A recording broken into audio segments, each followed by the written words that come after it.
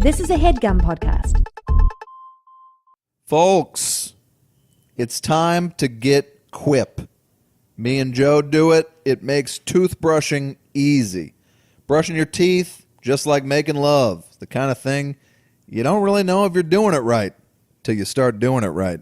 And folks, Quip is brushing done right. It's the new electric toothbrush that packs just the right amount of vibrations into a slimmer design at a fraction of the cost of bulkier traditional electric brushes. It has guiding pulses that alert you when to switch sides, making brushing just the right amount of effortless. It's true, you really don't have to think about it. It lets you know when to move on to another quadrant of your mouth. Quip also comes with a mount that suctions right to your mirror and unsticks to use as a cover for hygienic travel anywhere, whether it's going in your gym bag or your carry-on.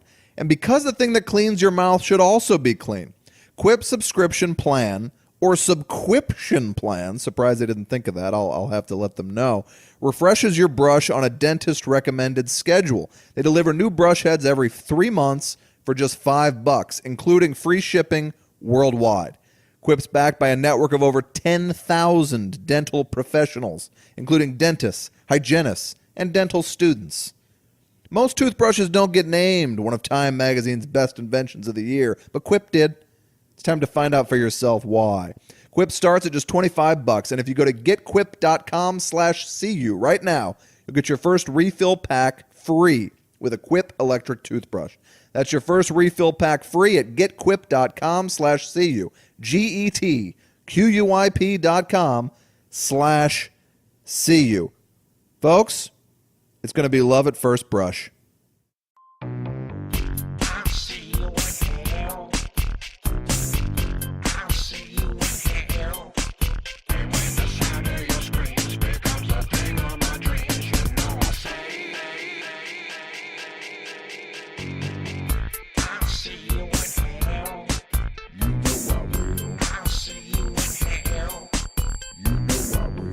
Hello, everybody, and welcome to a brand new episode of We'll See You in Hell, now hosted on the HeadGum Podcasting Network. Look, I could bend your ear off all day, folks, but it really seems like we should get on with the show. And in the meantime, on with a Joe.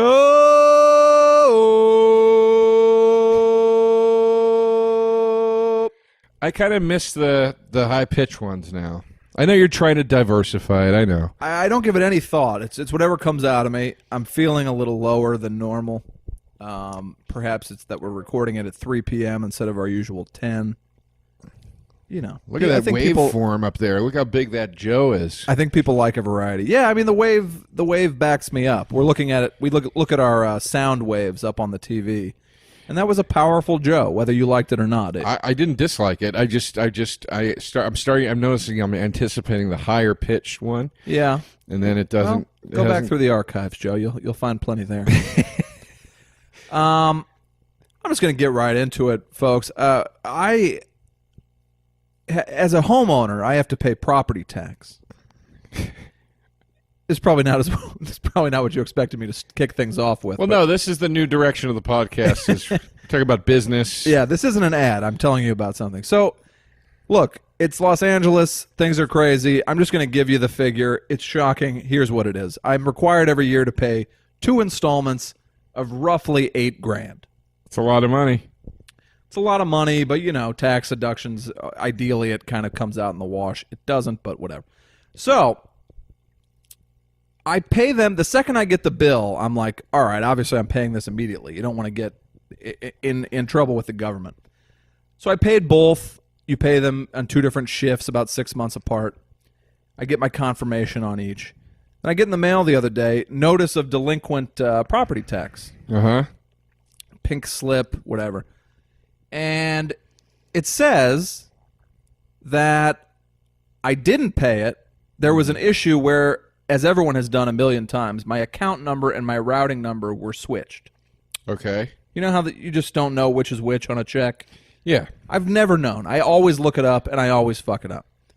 So they are claiming we sent you an email to tell you messed up. One email.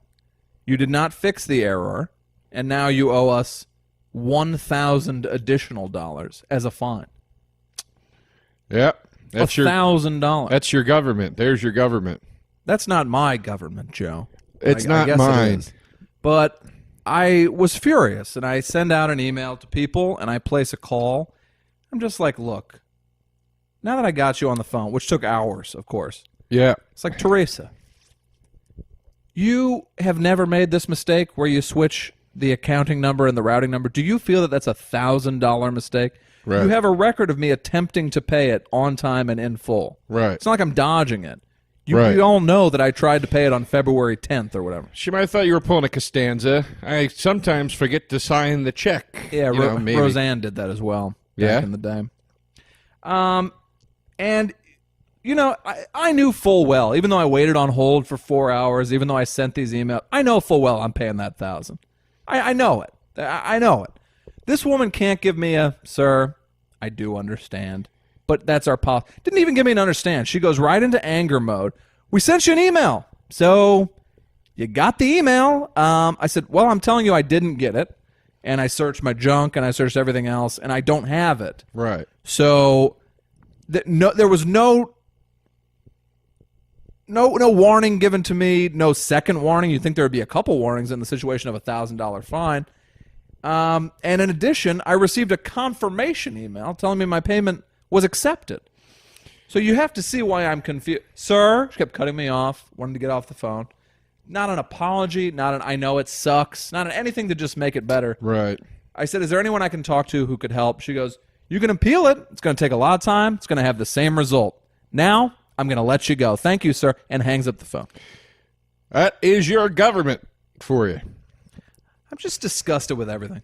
You saw the guy who got hired who body slammed the reporter. Yep. Got elected to governor. Yep.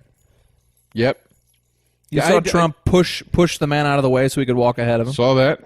I'm checked out, Walsh. I'm not. It's not my world anymore. I don't live in it. It's not our world. It's not ours. And the whole thing about California starting its own country, let's do it. Who's arguing? Who's fighting this? I don't know. I don't know. People with pride in America, I guess. That's not anyone here. Texas has wanted to secede for many years, but they want to secede to be like racist on their own, or they want to have well, how do they want to do it? Well, that's a good question. I don't know if they want to secede for the right reasons or the wrong reasons. Right. Texas is a pretty conservative state, aside from Austin. But I just know that they want to secede, or there are many people who want to secede there. This is, when has a unified country ever gotten you anywhere? It's never a good idea. I've never understood having pride in your country or America or anything else. I mean, it's stupid. And anytime a change happens somewhere, it's a revolt took place or something. It's never because of a unified country. No. Yeah, well. This Bush thing, our mutual friend Kumail, he posts to Twitter like... Who, can I just say something? Sure. And this might be a little tabloidish. This might be a little sensationalist. He did that commencement speech at that college. Didn't see it. I saw a nice chunk of it. I texted him yesterday. I texted him. Uh-huh. Say, hey, man, saw a bit of that commencement speech. Really nice work, buddy. Yeah. No response. No response.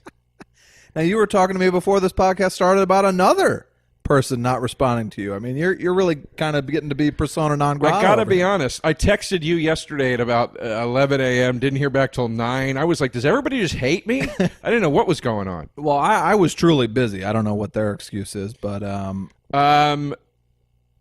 I mean... Kumail tweeted it, and Kumail lately, and it's good that he's using his celebrity for good and not just, dick jokes. But he tweets out, real men don't body slam people. Real men are confident enough to use words and ideas. The things that separate us from animals. It's not a joke, just a true thing. I get home. I've had a few. I had a real rough week. The clouds are finally lifting. I've been trying to staff my show. It's very stressful with writers. And I pop off a tweet to Kumail. I go, hey, here's an idea for you, Kumail. You got a body slam coming your way, buddy. Very funny. Send this. Immediately racks up like 100 likes. People that know that we're friends, and we banter on Twitter now and again. Yeah, it's very funny. Kumail doesn't respond to the tweet. Kind of leaves me hanging on it. But he's made a dramatic statement, and he doesn't want to engage in cheapening it with jokes. I assume he could have not even seen it. Sometimes I don't see my mentions till 2 weeks later. Leaving us all hanging. He left me hanging. That's fine. But and by the way, I don't care about that at all. What I did care about is that for the remainder of the week until I took it down and then beyond, because now I get DMs about it. I want to back up for a minute. Yeah. You said I don't care about that at all. Is that you saying you're like better than me? Like I care about it, you don't care about it? Is that you sharpshooting me? No. And if I'm being honest, I did care a little bit. But all right, sorry, go ahead. I received 100 mentions, DMs, etc. from people coming to Kumail's defense. Then that's a threat. Kumail, you don't have to take that threat. Somebody should report him. I hope you're not scared of this deplorable Kumail. He couldn't beat up an old lady. Oh On and my on. God. Then the things. So wait a minute. An actor says something he truly believes in, and you threaten to body slam him? Do you think you're better than him? And I was just reading this, and I mean, forget living in America. It's hard to even really want to live anymore. Listen, all of you, shut the fuck up. If you want to get involved, go get involved. You're doing nothing on Twitter. You're preaching from your couch. Yeah. Shut the fuck up. All of you, shut the fuck up. I'm so tired of it. I start to respond to like dicklick69 at twitter.com, with an AVI of him, sitting in a kiddie pool with a Sprite. Hey, man, Kumail and I are friends. I'm not seriously going to beat him up. I'm also not going to make jokes if Kumail had been like, hey, this Manchester bombing is a bad thing. Yeah, I'm not going to go in and be like, hey, speaking of bombing, I saw your latest stand-up special. Yeah, exactly. It is a maniac who threw a reporter on the ground, and everybody is okay. And by the way, everybody, does it suck that a guy that became the governor, whatever the fuck, threw a reporter on the ground? Yeah, that sucks. That's shitty, and that's not what we want our leaders to be doing. Guess what? There also was a time where people fist fought. It's not that big of a fucking deal. Jesus Christ. People used to fight regularly. It was a regular occurrence in bars, at parties, at weddings, at funerals. People fist fought. It's true. not that big of a fucking deal. It's an isolated incident. It sucks. Get your fucking pants out of the crack of your ass over it. The only way I'll differ with you here is that it is truly troubling that he was then elected the governor. Well, sure. I think that sends forth a pretty dangerous message. Sure. And then Trump the next day, like, wait a MAGA, baby. Let's do it to get, like, the president approving of it is another kind of odd move. Not saying it's not troubling, not saying it's what you want to see your leaders to do, whatever. But let's stop fucking acting like it's the end of the goddamn world. Jesus Christ almighty. People think we're going to live in this fucking utopia where nothing bad ever happens. To what end, guys? What do you want? What do you want to live in the fucking Demolition Man world where nothing goes wrong and then even the cops don't know how to react when a crime happens? Fucking Christ. I'm sick of it. I don't even want to live in a Zootopia, frankly. I'm the only one who didn't like that movie. Boring. Everyone was like, but did you get that it was about racism?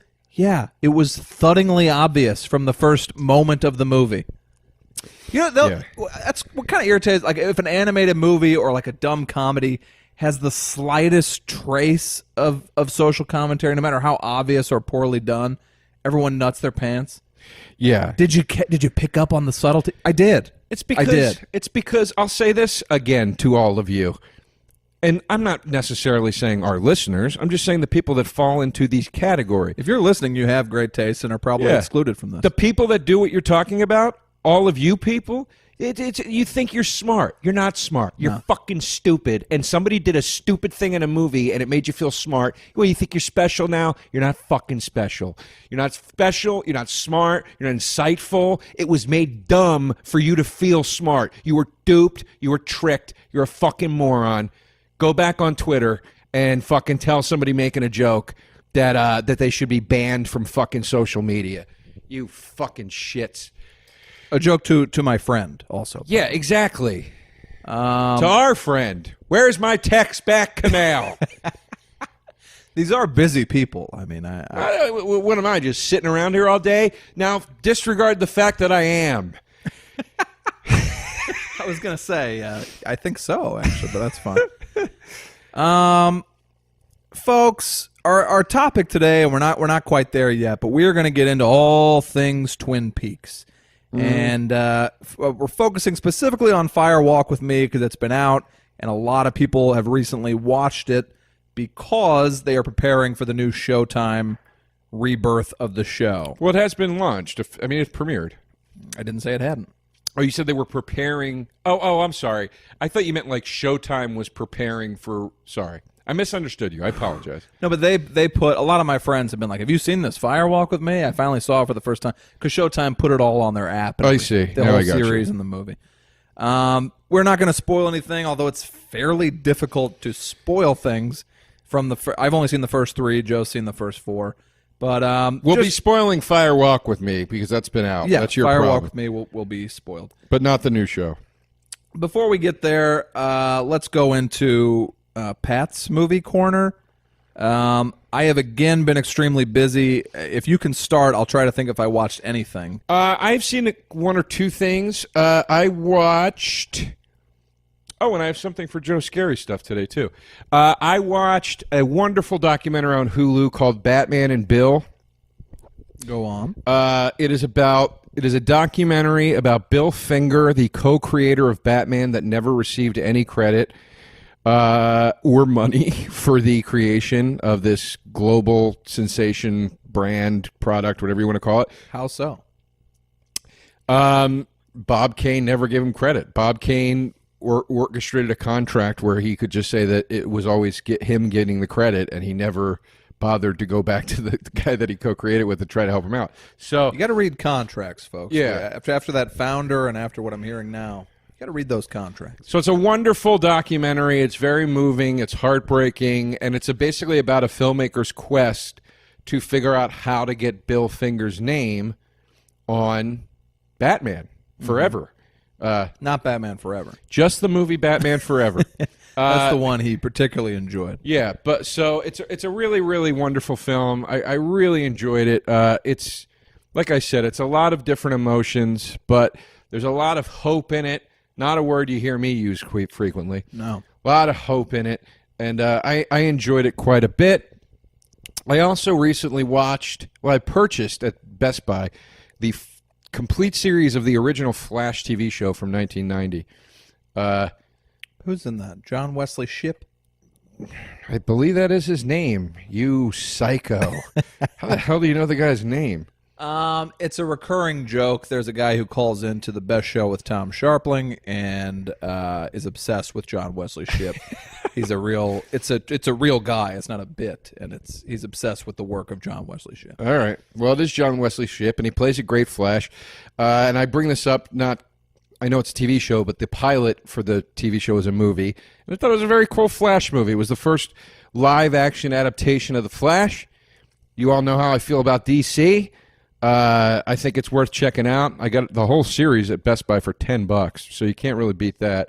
And in interesting DC news, Zack Snyder, on very unfortunate reasons, his daughter's suicide, has exited Justice League, and Joss Whedon is now the director of the Justice League film. Zack Snyder's daughter committed suicide? She apparently committed suicide. It just came out. Jesus Christ. So he had to exit the project, and Joss Whedon has now taken over. So the guy that, in my opinion, made the last great Marvel movie is now at the helm of the Justice League. What do you think was the last great Marvel The movie? Avengers, the first boy. Avengers. All right. So, so yeah, I'm excited about that. Okay. Yeah, I now that I thought about it, aside from watching those first 3 Twin Peaks, I have seen nothing, and except I watched several episodes each of. I watched several Unbreakable Kimmy Schmidt's. I have some friends who write for it. I just Right. think I like jokes, people. It's a relentless joke machine, and I can't recommend it enough in that regard. It's a very similar to a 30 Rock. If you don't like a joke, like just wait 5 seconds. And I respect it. They do great, funny stuff, and I think it's a great show. I watched the first Master of None, and you have to, on the flip side, call that show a drama, I think. There was no attempt at humor in the premiere. And, it took me a while. I finally shut off my brain to just say, I'm going to watch something. I don't need to be angry if a comedy isn't funny. Sure. I'm just going to, because that's the world we're living in now as well. But it is strange. It is strange that these things are praised as like the best comedy. Your Transparence, your Master of None. But this has been discussed before. I'm not breaking new ground. The Martian winning best comedy. Comedy is an art, and I feel like we're cheating and we're not being fair. That's all. I agree. I would agree with you. How about that? Appreciate it. I also saw, for the second time, I hadn't seen this since I was in college, and I was very high when I did see it in college. But I purchased the Criterion Collection. Well, actually, I got this for Christmas, and I just had finally watched it. The Criterion Collection Blu-ray release of Island of Lost Souls, the original adaptation of The Island of Dr. Moreau. It is on Blu-ray. It looks pretty phenomenal for a movie that was made in 1932. You're only going to get so many pops out of the print, but it looks great. I've seen it. I own it. I'm a big fan. Yeah. I love an old movie. Very, very cool movie. H.G. Wells hated it, said it was a bad adaptation of, it was just a shock adaptation of his work. Fans of the book agree that the book has never been properly adapted. However, that this is the best adaptation. It's 70 minutes, people. You're in and out. It's an hour and 10 minutes. It's a black and white. It's Bela Lugosi. It's creepy. And if you read in the booklet that comes with the film, you find out some interesting history about the movie, including the fact that during original screenings, people were vomiting. Boy, things have changed. Yeah, so that's pretty great. And then as we segue right into Joe's scary stuff, recommendation per our good buddy Ken Hanley, formerly of Fangoria. Ken, hello, we miss you. He recommended I buy the Scream Factory edition of Black Christmas because I was saying that it was one of my favorite horror movies. Per his say-so, when I was in a very drunken state, I did buy it. Right. I received it in the mail forgetting that I had purchased it, and it is a beautiful 2K restoration of the film. Tons of very cool special features with interviews with the old cast and everything like that. Scream Factory really does it right. If you still haven't checked out their stuff, go check them out. Great. Yeah. And now, I wish I had a thing for you, Somebody suggested one that was good, and I'll have to look it up and find it. It's on the Facebook page. But it's all right. We'll just move on. Well, this is where it would go. Yeah. Then I could kick off this part with your thing. We're little by little finally landing on kind of a format of the show. Like the way we just did it by accident actually makes sense as a format of the show. Yeah. A little talk, movie corner, scary stuff into the discussion of the film. But somehow we've never done it correctly. The last couple times we have. We just forget sometimes. Yeah, that's true. We are going to talk about all things Twin Peaks. People, at least if I'm looking at Twitter, hated it. The new one? The new one. Well, wait. Let's wait for the new one. Let's start with Fire Walk with Me. That's no? right. All right. Do you great. think? Yeah, I think we've discussed the show on here before. My thought of the show itself is you have a pilot that ranks with some of the best of Lynch's movies, especially in its unedited version. You got a first season that's pretty phenomenal throughout. Lynch leaves and the whole thing falls to shit. I mean, I didn't feel they had anywhere to go but up. The finale of Twin Peaks is pretty good.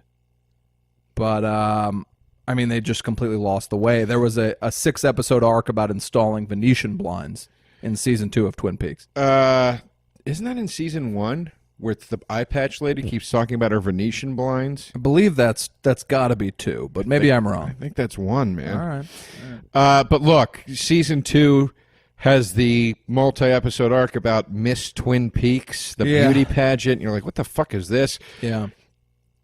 The thing with season 2 of Twin Peaks, it's not without any redeeming qualities. It's just very apparent that the guy that was behind it, the mastermind, has left, and now it's a bunch of people trying to figure out what they think David Lynch does. And it doesn't work. It's not... He is the only one. I mean, there's been lots of attempts throughout the history of movies and TV for people to emulate it, and it doesn't work. I mean, the man, seemingly so normal, is insane. And I always wonder, like, what is his day-to-day life like? He's into meditation. Is there a drug element that we don't know about David Lynch? He seems very innocent to me, and he looks great. He was in this new one. He looked like he looked 20 years younger than he is. He's a big smoker right now. Yeah. So I mean, I shouldn't say big, but like in the bonus features on the Blu-rays, he's smoking fairly consistently. Which makes it even weirder that he looks so great. I'll tell you this. The Twin Peaks television show in its original form, for the most part, worth checking out. It's got its highs. It's got some very low lows. But overall, pretty good, loses its way. I would say nearly impossible to get to the end of season 2. And eventually, you know, my girlfriend just rewatched it, or watched it for the first time for her, and I was with her until we got into those season 2 lows, and I basically told her, you know, you're fine just watching the finale and watching the movie, and that's what we did. Well, yeah, and that's the unfortunate thing. And it's only an issue. It's more an issue, or not just an issue of people trying to emulate Lynch. It's an issue of bulk. It goes from an 8-episode first season to like a 22-episode second season. These are hour-long episodes. I mean, it's too much. Well, I mean, this Showtime Twin Peaks is 16, I believe. I love it. I do too. But I love it so far. So that brings us now. Lynch returns at the very tail end of the series and then says, "Folks, rest easy, fans of the show. There's a movie coming. Fire Walk with Me. Oh, it's a reference to the poem in The Thing with the Laura Palmer and Bob. Oh, this is exciting. It's going to be a prequel. It's going to tie up all the questions and loose ends." And he drops this movie. A movie that, and I've mentioned this recently on Dana Gould's podcast, Quentin Tarantino said, after I saw Fire Walk with Me at Cannes, David Lynch had disappeared so far up his own ass, I never wanted to see another David Lynch movie ever again. Yeah. I don't think Tarantino was at a point in his career where he should have been taking shots at a master like Lynch. Sure. But I don't think that's a far-off statement. No. I rewatched Fire Walk with Me again recently. I did too. I remembered it being frightening and interesting when I saw it when I was younger. Again, probably in a drug-induced state of some kind. What were your initial thoughts upon rewatch? It's a flawed movie. I watched the deleted scenes, which were cool, and almost a whole nother movie in themselves. I think Lynch, my buddy works at Showtime, and no one at Showtime had seen the new show. They just knew, like, his original thing was something like 40 hours, and he was like, I'll edit it. You'll get the episodes. Just leave me alone. And they left him alone. Right. Shoots way too much. I don't know if he thinks things make sense. I mean, he's had movies that do, certainly, but they're challenging. Fire Walk with Me, to me, makes sense, and I think it's gotten a lot better treatment by critics as the years have gone on, because it is like a frighteningly accurate portrayal of like what a woman must go through when her father is routinely raping her. If you look at it as just a portrayal of that, it went to places the show kind of only hinted at. The show was always this weird mix of comedy pasted over this story of a teenage girl being raped by her dad a couple times a week. It was that. It was schmaltz. Yeah. It was melodrama. Yeah. And I felt that all of that had been taken out of the movie. When we talked about it on Dana Gould's show, Dana Gould said it went from being the show that was weird and funny and scary and the thing that you felt like it was just for us. If you got it, you got it. If you didn't, tough shit. To a movie that was 2 hours of hard incest. And I was like, that's true. That's pretty much that's pretty much what it was. I mean, what I always like the most about David Lynch is The darkness. I think that he goes to places that no one else does. So Fire Walk with Me, especially in watching it again, I mean, there were several moments like, and in the reboot, by the way, where Heather and I would be sitting on the couch and just look at each other after a scene like, Jesus Christ. Like, it's really unsettling stuff. There's about a 30-minute scene in the Roadhouse bar where that fat guy is like, you know, trying to fuck her. And that to me is unbelievably strong, powerful, great filmmaking. It's not something I want to sit and watch all the time. That brings me to one of my problems with Fire Walk with Me. All right. Because if you'll remember, when we were shooting the pilot, your pilot, Pat, yeah, which I think critics will compare to Fire Walk with Me. Right. It's sort of a multicam sitcom version of Fire Walk with Me. Right, yeah, I agree. Fire Laugh with Me, I'll call it. When the first or second day of rehearsal, I came in and I said, I rewatched Fire Walk with Me last night, and I said, I'm done. I don't think I'm going to watch the new Twin Peaks. Oh. I said this to you. Yeah. And you said, why? And I said, the goddamn fucking movie, it's too much. And it was just too much. And that brings me to one point that I had. Nobody was due respect to the character and the actor. Nobody was watching Twin Peaks going, I want more Jacques. I want more Jacques. Can we have a storyline that really is Jacques heavy?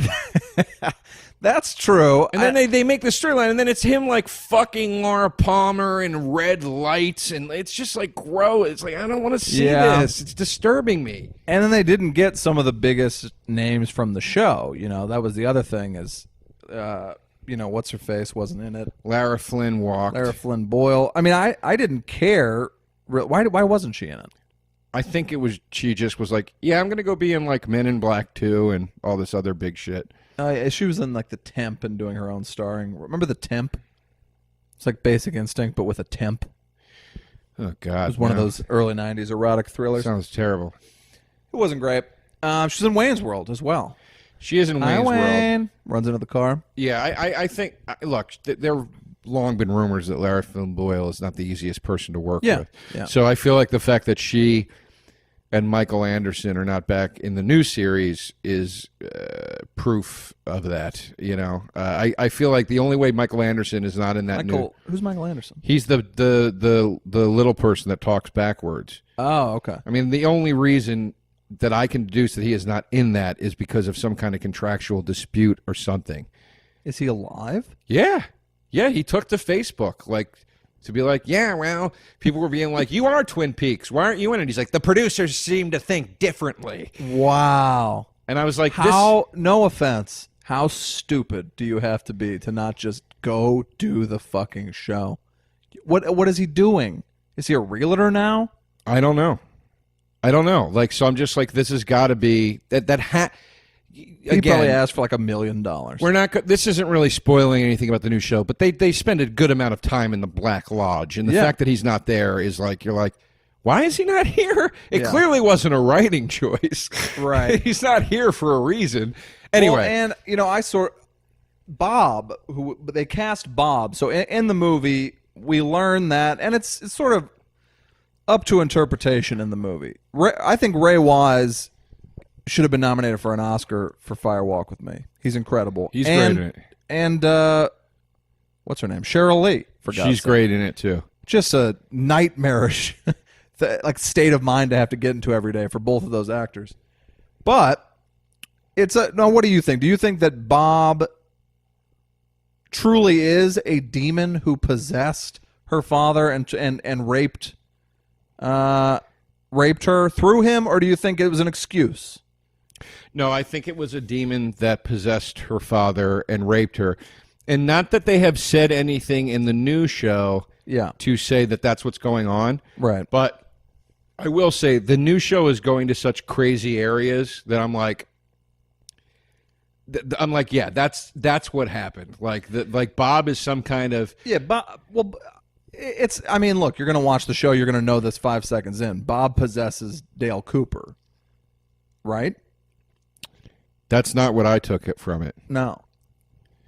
I didn't get that at all. Okay. Maybe I just missed it. I thought the kind of tan Bruce Campbell looking Dale Cooper is in a way possessed by Bob. Well, he might be. I think that's what we're supposed to take. That's what I took. Let's revisit that. Let's finish Fire Walk with Me, and let's revisit that. Because this is the good part about Fire Walk with Me. Bob is a big part of it. He's very scary. Yeah. He's very creepy. And Bob was like a sound guy that David Lynch was like, you look creepy. You should play the part. Now, I was bothered he was not in the reboot, and then I learned that he is dead, Victor Silva. He died of AIDS. Oh, boy. That's terrible. Yeah. In fact, right after Fire Walk with Me. Yeah. I mean, there are still times when I close my eyes and see Bob approaching the foot of the bed in Fire Walk with Me. Yeah, and this is my hat's off to David Lynch, even though I'm not a big Fire Walk with Me fan. The man is a master with the camera. And he sound. Literally, and sound, absolutely. I mean, he can make any shot horrifying. Well, that's what I was going to say. It's literally a 16-year-old girl's bedroom, and it's just this guy behind the dresser. No makeup. He's not like creepily misshapen in some way. It's just a guy behind the dresser. Yeah. And for some reason, it's fucking horrifying. Often discussed on this show, the Winky's Diner scene in Mulholland Drive when the homeless man comes out in broad daylight from behind a dumpster. Probably the scariest thing I've ever seen. Showed that to two of our friends, Brian and Crystal, who you know. Showed that to them the other night when we were quite a few in the bag. We had a few drinks, and neither of them had seen it. And I thought Crystal was going to run through the wall like an old cartoon character. You showed him the movie or the scene? We were just in their living room, and it was late, and I was like, have you ever seen this scene? It's the scariest thing I've ever seen in my life. Yeah. And they were like, no. So we found the scene on YouTube and put it on. It was nice in the reboot to see that guy who tells the story at Winky's. Yeah. A lot of old faces back, a lot of new faces in the reboot. That reminds me of the old Oscars joke of Johnny Carson. He was hosting the Oscars. He goes, it's nice to see a lot of old faces in the crowd tonight. A lot of new faces, too. Hell, there's a lot of new faces on the old faces, frankly. Right.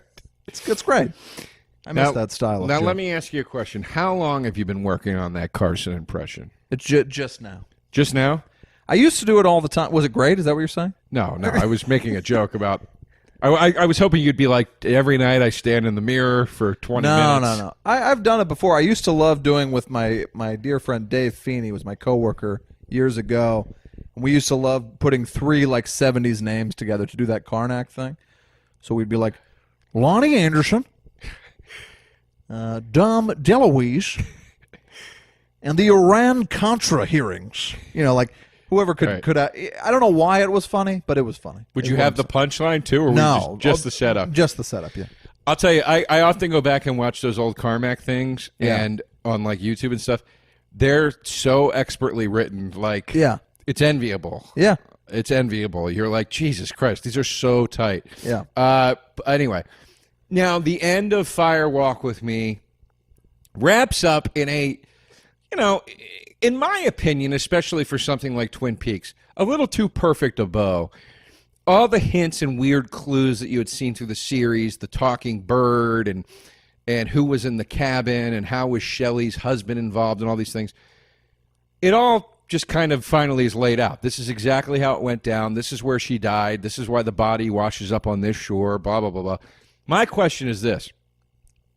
Do you think that Lynch knew all along this is exactly how it's going to end? Or do you think as he went, he's like, wouldn't it be weird if we put a talking bird in? I'll figure it out later. Because I wouldn't be surprised either way. I think that he probably did not know what was going on. But most people's grievance with Fire Walk with Me is that we finally thought we were going to get some answers and we didn't. But Fire Walk with Me does answer quite a few questions. Well, it shows you who killed her finally. Yeah. But her dad. But they also get the dad in custody in season 2 at some point. Yeah. So I don't know. I'm confused. I mean, I think most people who don't like David Lynch are approaching it from tell me a linear story that I can understand at all times. Most of the tweets I saw on Twin Peaks, I was like, well, you're dumb. Or this isn't for you. Like, I sit down just expecting to have a time, almost like I'm in a dream. That's really what he's doing. He's kind of recreating that feeling of a dream. You lurch from one thing to another.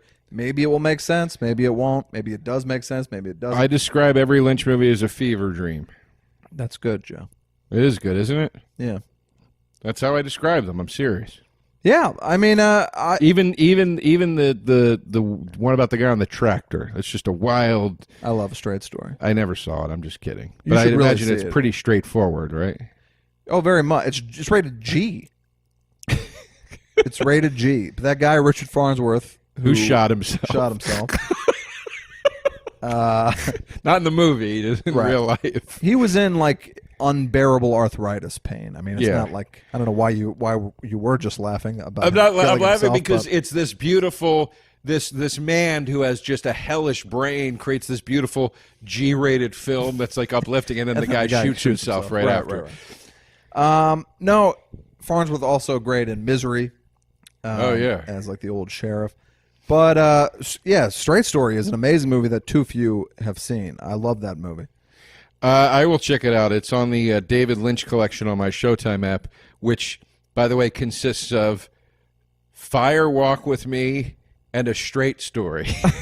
It's its own tab. It says the David Lynch collection. Yeah, Showtime seems to kind of just kind of cobble together whatever they can get.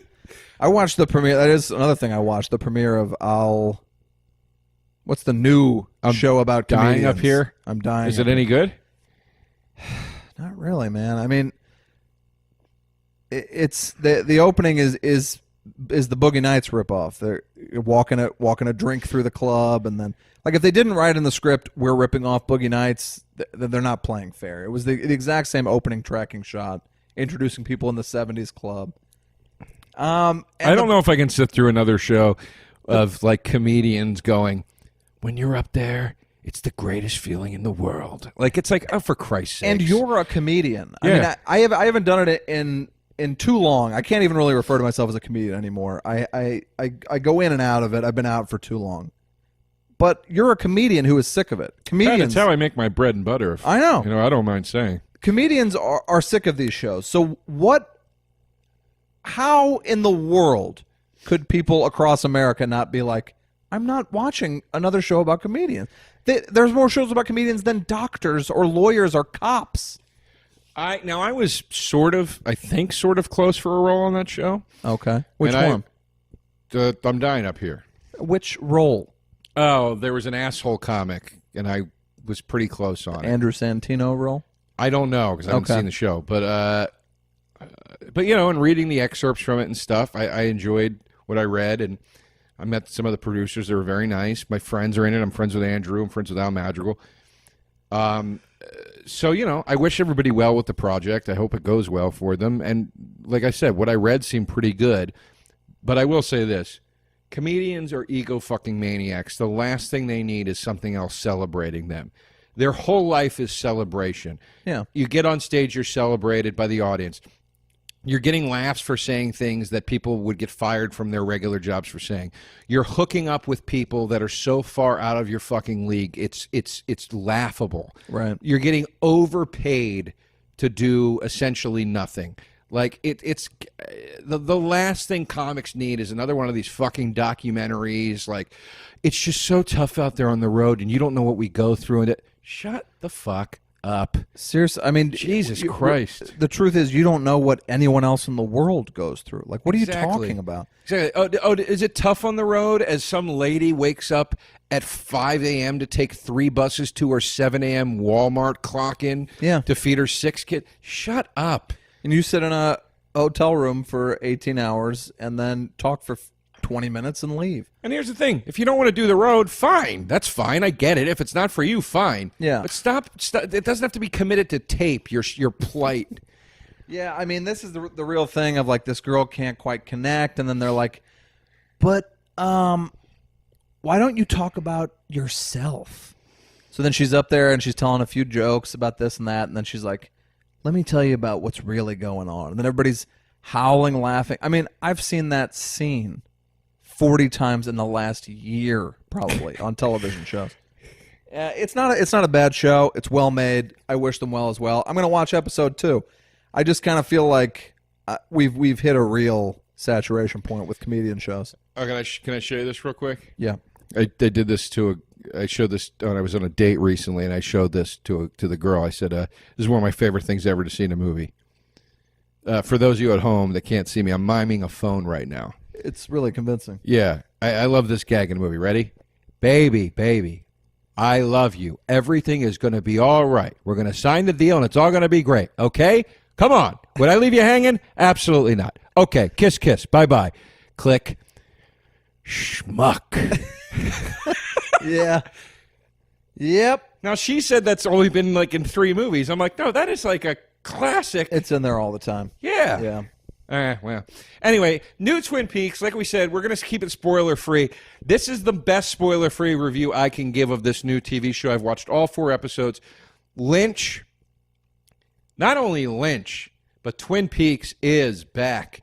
I rue the day that I said I was going to tap out. I regret saying that. The show is fucking phenomenal.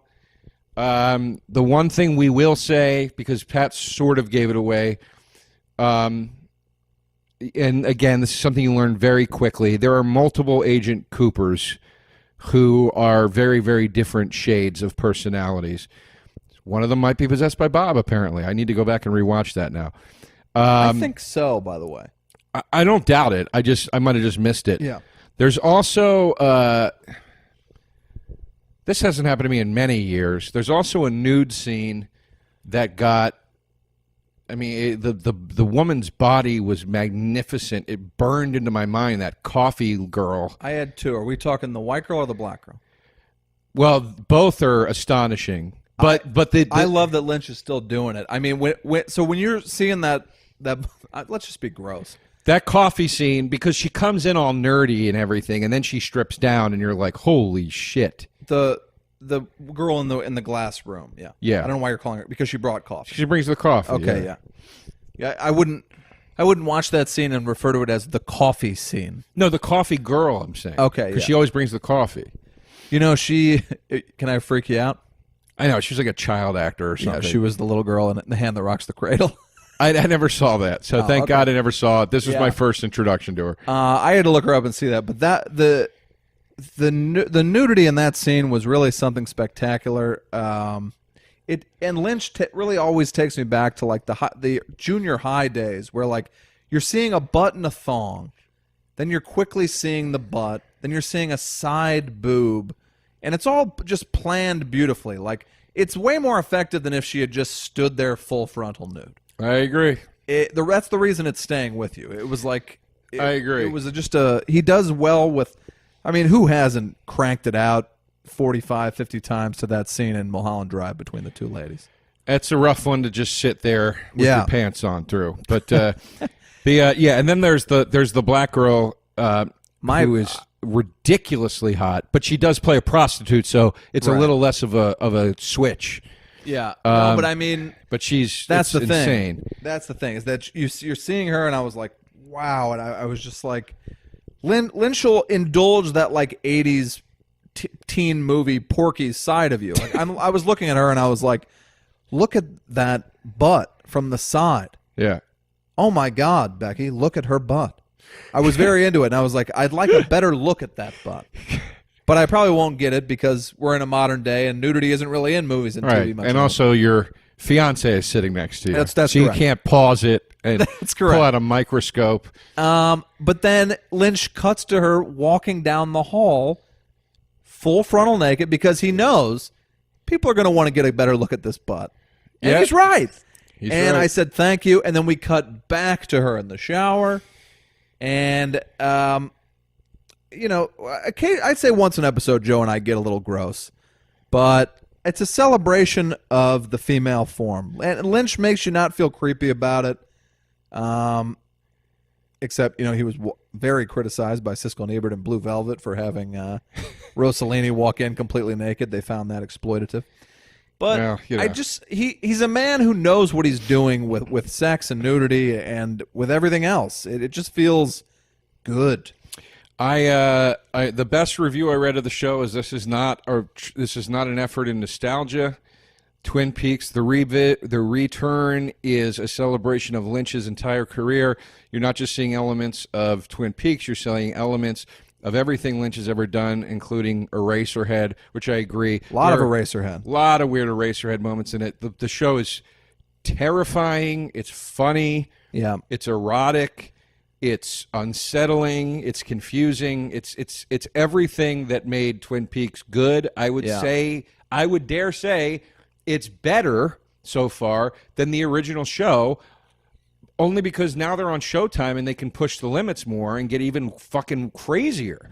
So I do really love it. I mean, the Lynch is still using like music that would be, you know, like Nicholas Winding Refn, who we have disagreed on a great deal. Who? Nicholas Winding Refn. He did Drive. He did. Yeah. You know, I like Neon his Demon. music. Well, yeah, I'm saying. Wait, is he the director? Yeah, he's. Oh no, sorry. But I like his directing. I thought you meant the guy that did the music in Drive. Sorry. No, but I mean that guy is a big Lynch head. Like there's a lot of David Lynch in his movies, the way he sets up a shot, etc. But you know he's always got the coolest, hippest music in his movies, and Lynch, who's like 70, just does the same thing. Like there's just like incredible music. There's like weird like metal in it. There's weird. You know, of course, like Everly Brothers type shit. The Chromatics play a song. I think that was the Chromatics at the end of one of them. It was. Every episode ends in the bar. What's that bar called? The Red Hook or whatever? Yeah, I love those two. They were basically ripping off the Everly Brothers, but I just love the full song at the end. They were great. Yeah, every episode so far at least ends with a band playing in that bar. Yeah. And they're performing in the bar for the characters in the show. Right. But he just ends with the actual performance instead of just going to black with... He lets the credits roll over an actual performance. It's a very interesting choice. Yeah. It is, though, sad, though, because as soon as you see the band, you're like, God damn it, it's over. Yeah. Well, but we have so many to go. Yeah. I still have one waiting on the DVR that I'm dying to watch. Yeah, and some of the reveals of the original characters are just so great, and it's great. Yeah, it is. I loved it. I can't really tell you what's going on. The room with the glass box, that when that thing started talking on the stick... Yeah. That was very Eraserhead-ish, that kind of like almost like a pod speaking to him. Those were the scenes where, you know, Heather and I were like it just makes you feel like, should I be watching this? I'm terrified. And I will say this is not a spoiler in any way. And I believe it does take place in episode 4, but when who's the secretary in the police station? The blonde, you know. Poor man's Victoria Jackson. I don't know. Yeah, the blonde lady that's married to the dumb cop. Dottie. I don't know what her name is.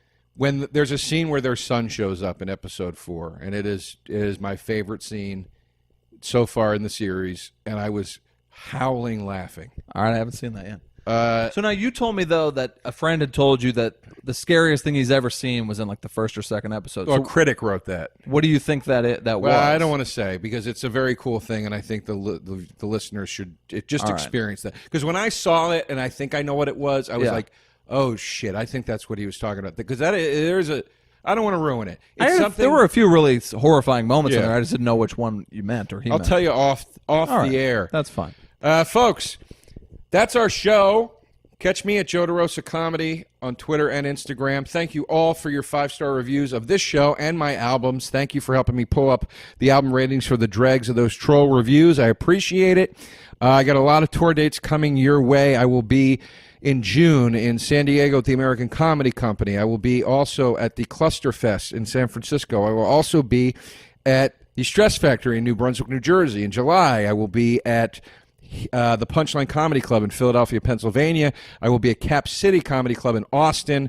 And in August, I will be in Amsterdam at the Something Festival. It's escaping me right now, but I believe Kyle Kinane and myself will be co-headlining shows. Nice. So, Kyle.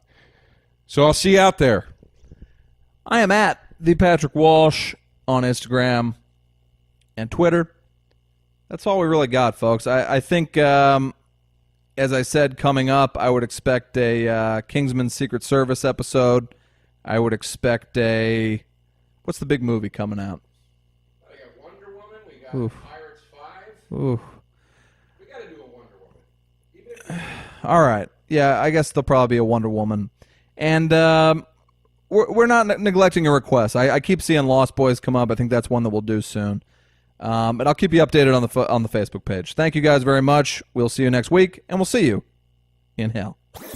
That was a HeadGum podcast.